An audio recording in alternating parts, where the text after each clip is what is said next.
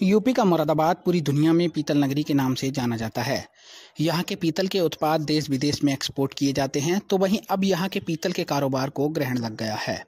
Exporters का मानना है कि हमास और इजराइल युद्ध की वजह से पीतल एक्सपोर्ट पर बहुत फर्क पड़ा है, जिसकी वजह से पीतल के कारोबार में मंदी का सामना करना पड़ रहा है। मुरादाबाद ने पूरी दुनिया में एक्सपोर्ट करके अपनी पहचान पीतल नगरी के नाम से बनाई है। मुरादाबाद जनपद की कई एक्सपोर्ट कंपनी ऐसी हैं जो इसराइल को पीतल एक्सपोर्ट करती हैं। मुरादाबाद जनपद के जाने माने एक्सपोर्टर सतपाल का कहना है कि मुरादाबाद से 5 करोड़ से लेकर 7 करोड़ रुपए का कारोबार इजराइल में एक्सपोर्ट किया जाता था, लेकिन इजराइल में जंग होने की वजह से पूरी तरीके से इजराइल से कोई भी ऑर्डर नहीं मिला है।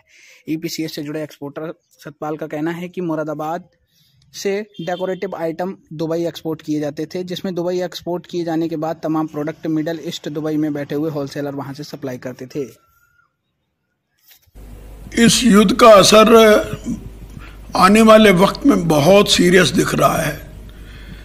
इजराइल ने फिलिस्तीन के ऊपर, हमास के ऊपर अटैक किया या हमास ने उनके ऊपर किया। हज़ारों आदमी मर चुके हैं।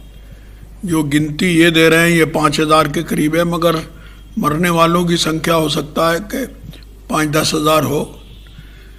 इससे पूरे मिडिल ईस्ट का व्यापार ख़राब हुआ है।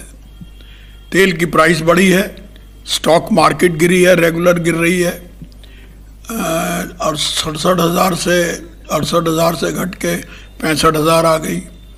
लाखों करोड़ रुपया तो हमारे व्यापार में घट गया। इंडिया के पेट्रोल महंगा होने से सोने के ऊपर दबाव आया, सोना महंगा हो गया। सोना मेरा ख्याल है इस वक्त 62,000 के आसपास आ गया। तो ईरान की मैंने पहले भी आपको बताया कि सैंक्शन लगी हुई है, और ईरान इस युद्ध में घी डाल रहा है। ईरान चाहे तो ये युद्ध ख़त्म हो सकता है, अमेरिका चाहे तो युद्ध ख़त्म हो सकता है, मगर अगर ये युद्ध थोड़े दिन और चला तो वर्ल्ड वार होने का ख़तरा भी हो सकता है। क्योंकि टर्की ने भी कह दिया, ईरान ने भी कह दिया, पाकिस्तान को भी उकसा रहे हैं कि सारे मुस्लिम कंट्री एक साथ होके चारों तरफ से इजराइल के ऊपर अटैक कर दें। जब वो सारे लोग आएंगे तो अमेरिका के 4 बड़े फाइटर वेसल वहाँ खड़े हैं समुंदर में, जिनके ऊपर करीब 200 जहाज़ हैं। तो खतरा तो चारों तरफ है जी। असर पड़ रहा है जी। असर तो इस वक्त इतना है कि कोई दुबई से ऑर्डर नहीं आ रहे, सऊदी से नहीं आ रहे।